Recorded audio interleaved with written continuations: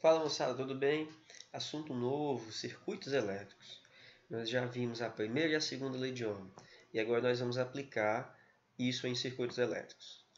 Então, primeiro de tudo, vamos definir o que é um circuito elétrico. O circuito elétrico, gente, é uma trajetória formada por um circuito fechado na qual as cargas se movimentam. O que é isso? Vamos imaginar um circuito elétrico como um circuito de Fórmula 1.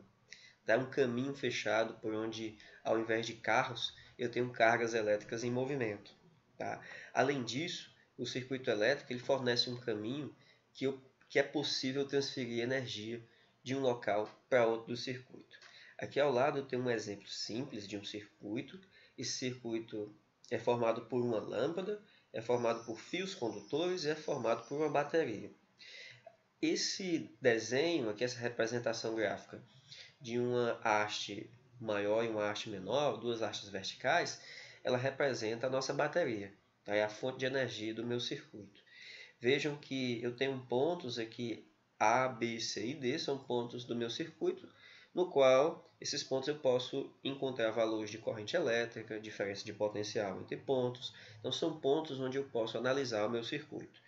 Tá? Então o grande objetivo de analisar um circuito elétrico é encontrar a corrente elétrica que passa nos dispositivos. Essa corrente elétrica, por sua vez, ela pode ser contínua ou alternada. A corrente contínua, que nós podemos ver aqui no canto esquerdo, ela é uma corrente que ela é fixa, ela tem um valor constante ao longo do tempo. Por outro lado, se a minha corrente ela se alterna ao longo do tempo, ela varia o seu valor ao longo do tempo, nós chamamos de corrente alternada. Então, corrente contínua, ou corrente CC, ela tem um valor fixo no tempo, e a corrente alternada tem um valor que muda ao longo do tempo, corrente CA. Então, esses dois tipos de corrente nós encontramos na nossa casa. Né? Existem dispositivos que fazem a conversão de corrente contínua em corrente alternada.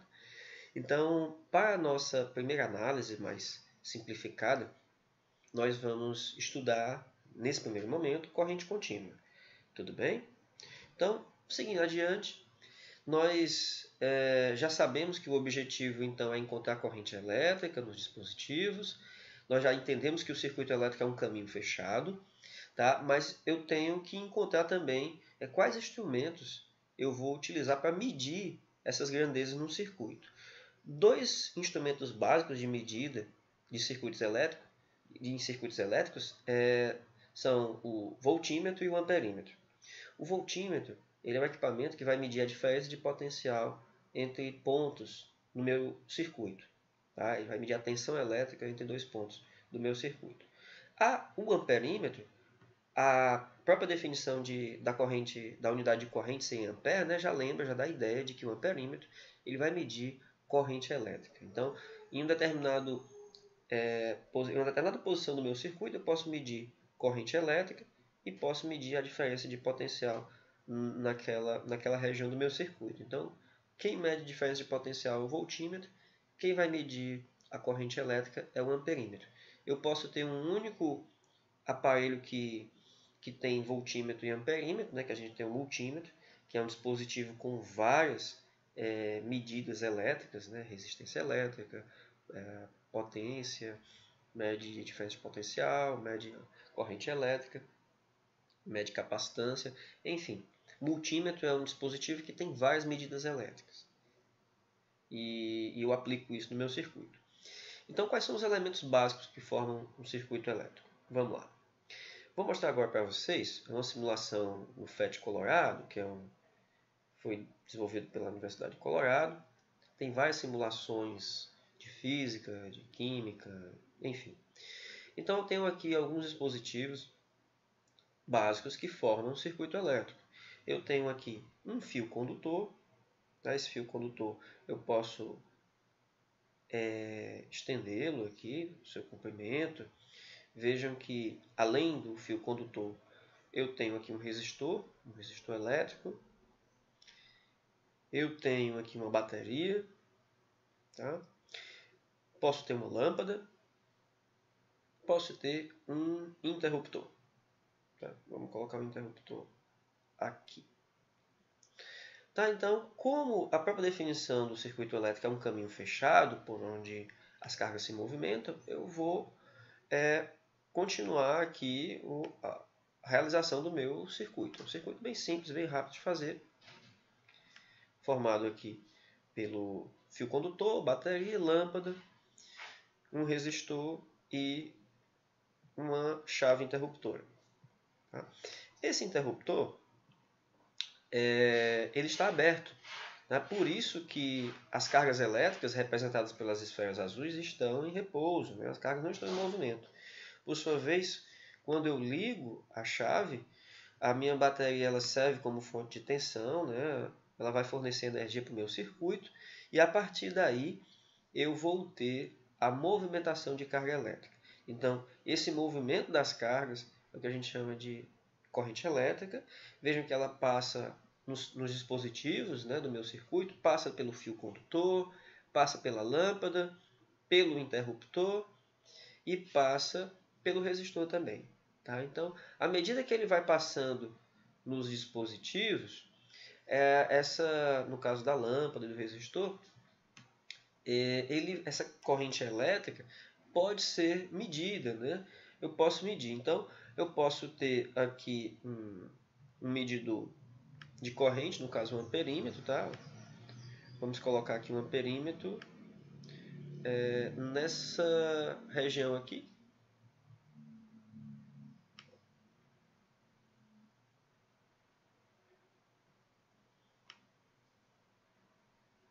Calma aí, deu errado. Bom, gente, desculpe a confusão agora, mas agora deu para ajustar aqui o meu circuito. Então veja que eu acrescentei aqui o amperímetro. Veja que esse amperímetro está ao longo do fio condutor, né? Só fica se colocar ele aqui. Ele está entre a minha resistência elétrica e a bateria. Então veja que ele mede aqui, a corrente está em 0,45 amperes. Tá? Então olha só o que acontece se eu remover aqui esse meu resistor e aumentar aqui o fio. Vejam que eu tirei aqui a resistência e a corrente elétrica, lógico, ela vai aumentar. Tá bom? Então vejam que aumentou a passagem de corrente elétrica. Tá? Então eu posso brincar com esse simulador. Eu posso também colocar aqui meu voltímetro. Né? Veja que eu posso medir a diferença de potencial entre os terminais, por exemplo, aqui da lâmpada. Tá? E eu vou estar aqui, ó, olha só quanto é que eu estou medindo. Estou medindo aqui 8,99 volts. Né? Essa é a diferença de potencial entre os terminais da lâmpada. Posso medir a diferença de potencial entre os terminais da bateria. Tá? Vou ter aqui 9 volts. Tá? Se eu medir a diferença de potencial em um único fio condutor, vejam que não há diferença de potencial, como a gente sabe. O condutor aqui, numa única seção, não há diferença de potencial, sempre lembrando lá da patinha do passarinho no fio, porque ele não toma choque, porque está sujeito à mesma diferença de potencial. Tá bom? No entanto, entre os terminais de um dispositivo, eu vou ter uma diferença de potencial, né, entre os dispositivos. Tá bom? Então, vejam que aqui a diferença de potencial é aproximadamente 9, né? Aproximadamente 9, 8,99. Tudo bem? Então vamos continuar. Então vejam só, vejam que eu precisei de uma bateria para que o meu circuito funcionasse. Então, qual é o papel da bateria em um circuito? Para nós entendermos a bateria, nós temos que antes vermos o que acontece quando eu ligo uma bateria num circuito aberto, né? Um circuito incompleto. O que acontece? Imagine que eu ligo uma diferença de potencial no condutor e surge nesse meu condutor um campo elétrico externo. Tá? Pode ser esse aqui, azul. Essa diferença de potencial faz com que as cargas se separem. As cargas negativas vão numa direção, positivas em outra direção. A separação de cargas faz gerar um campo elétrico interno. Tá? Que esse campo elétrico, vejam que ele tem direção contrária ao campo elétrico externo. O campo elétrico externo tem uma direção, separou as cargas, gerou um outro campo devido à separação de cargas, e agora eu tenho um campo elétrico numa direção, um campo elétrico na outra direção.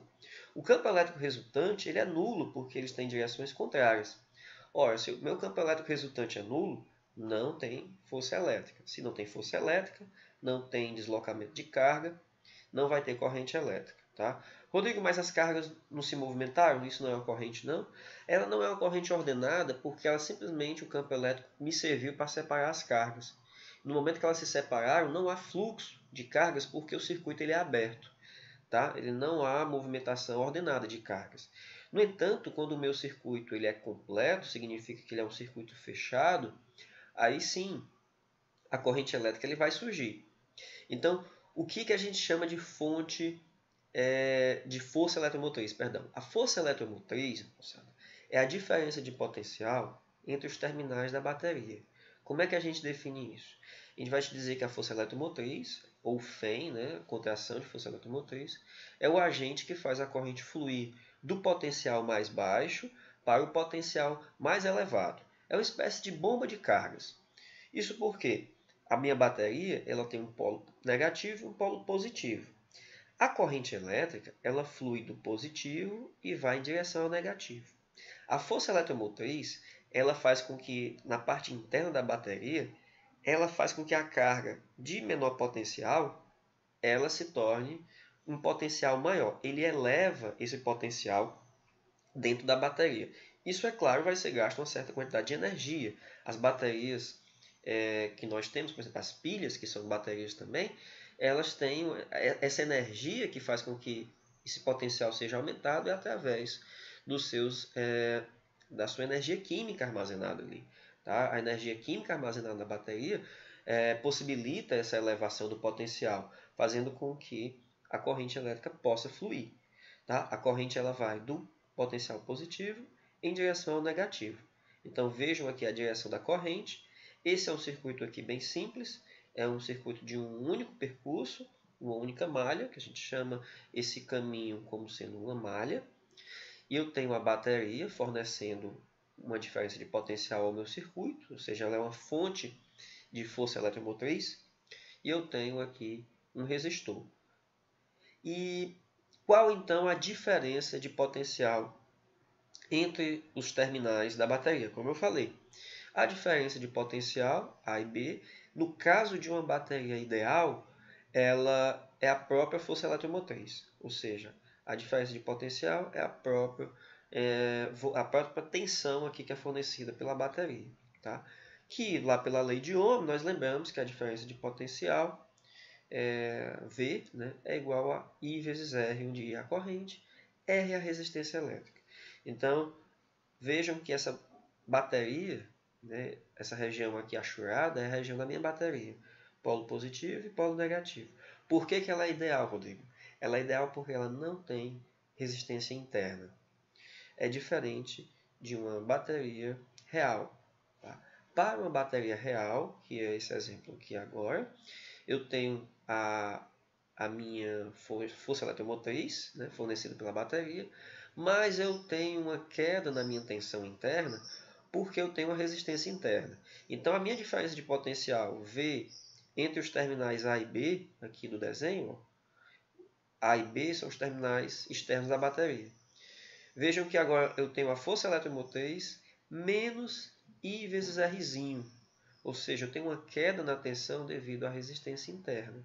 Tudo bem? Então, a diferença de potencial entre os terminais A e B, agora, por sua vez, vai ser E menos I vezes R, que é a tensão, a queda de tensão devido à resistência interna. Tudo bem? Então, vejam aqui o gráfico da diferença de potencial V, né, do potencial elétrico, na verdade, como função da distância aqui do meu percurso, ou seja, do caminho que eu percorro ao longo do circuito. Tudo começa aqui na bateria. Aqui na bateria eu tenho um potencial mais alto, que é o da força eletromotriz, E. Quando a corrente elétrica, né, esse é o percurso da corrente elétrica. Quando ela chega no ponto A, existe uma queda de tensão devido à resistência interna, né, o Ezinho. Quando a corrente ela está entre os terminais A e C, nós temos aqui uma tensão I vezes R. Tá? Quando ela passa entre C e D, entre C e D, eu tenho outra queda de tensão devido à resistência R, né, que é a do resistor. E aí eu chego no ponto D. Tá? Esse ponto D ele vai ser equivalente aqui ao ponto B, né, que é onde tudo começa. E aqui no ponto B é dentro da bateria. O que é que a bateria faz? Ele eleva o potencial da bateria de volta para o E. Né? Utiliza a energia química da bateria, por exemplo, no caso de uma pilha. Então, volta tudo de novo. Tem uma queda devido à resistência interna, se permanece constante entre A e C, e outra queda entre C e D devido ao resistor R. Então, as resistências elas vão, digamos, consumindo essa tensão.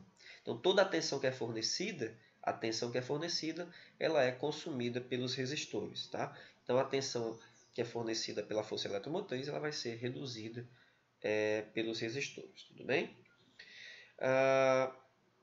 Então, as propriedades da fonte, né?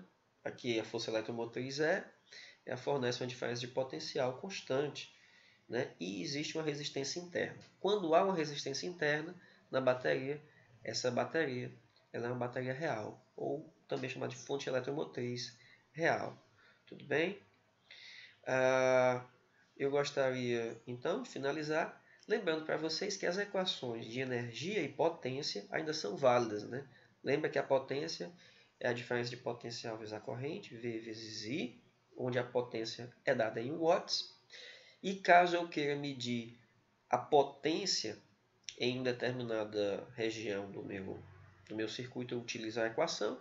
Caso eu tenha um resistor, eu posso utilizar a equação que a gente já conhece aqui dos resistores lá da lei de Joule. Tudo bem?